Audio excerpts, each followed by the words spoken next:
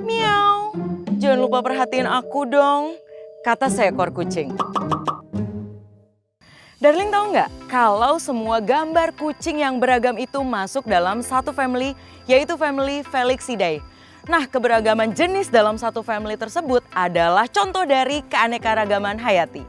Kalau secara definisi nih ya, keanekaragaman hayati itu mencakup varietas organisme hidup mulai dari tingkat gen, jenis, hingga ekosistem. Kalau tingkat gen itu sederhananya begini, variasi gen dalam satu spesies.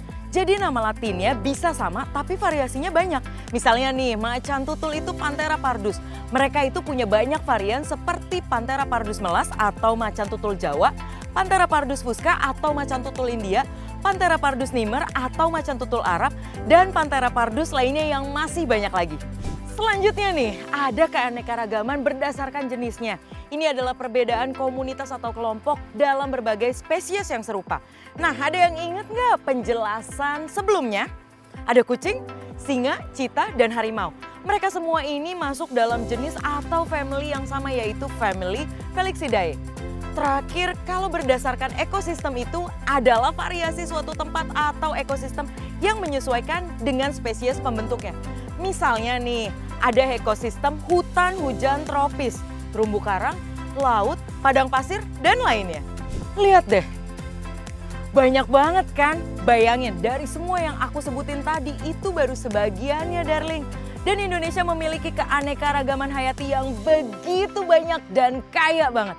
Tapi nih ya, walau kita semua tahu Indonesia ini punya begitu banyak keanekaragaman hayati, banyak juga satwa asli Indonesia yang terancam punah, darling.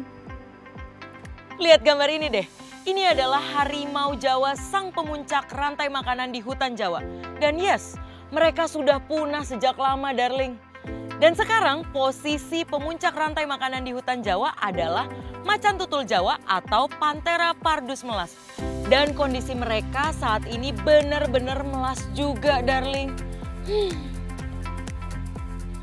Macan tutul Jawa atau Panthera pardus melas adalah salah satu dari 3 subspesies macan tutul yang terancam punah. Penyebabnya karena habitatnya yang sudah terkotak-kotak, saling berjauhan dan terisolasi. Selain karena aspek habitatnya, penyebab macan tutul ini terancam punah ya kemungkinan besar karena penangkapan macan tutul Jawa dari habitat aslinya yang sering kali terabaikan. Padahal nih ya, macan tutul Jawa adalah pemburu paling adaptif dan tersamarkan di alam liar. Sebagai predator, mereka memang tidak berukuran besar dan memiliki kaki yang lincah seperti cheetah. Namun, mereka dapat menutupi kekurangannya karena memiliki pola dan warna rambut untuk berkamuflase dan sembunyi, lalu menyergap kemudian memakan mangsanya di atas pohon. Keren kan? Sekeren-kerennya macan tutul Jawa, hal tersebut nggak menutup fakta kalau predator ini dalam kondisi yang terancam punah. Padahal peran mereka sebagai predator puncak di ekosistem hutan Jawa itu sangat penting loh. Mereka adalah penyeimbang yang secara alami menjaga populasi satwa mangsanya babi hutan dan kijang. Meningkatnya populasi babi hutan dan kijang kadang bisa merugikan bagi warga yang pemukimannya berdekatan dengan habitat mereka. Pada beberapa kasus, babi hutan banyak yang keluar dari hutan dan menghancurkan perkebunan warga sekitar. Sekarang bayangin kalau si macan tutul Jawa ini ikut punah. Sedih, jelas sedih kalau sampai macan tutul Jawa ini punah. Keseimbangan hutan Jawa jelas akan terganggu. Ekosistem di dalamnya pun bisa jadi terpengaruh. Dari sekian banyak Panthera pardus yang sempat aku jelaskan di awal, harus kehilangan si melas ini. Ini nggak cuma berlaku ke macan tutul aja loh, tapi juga ke flora dan fauna yang ada di Indonesia.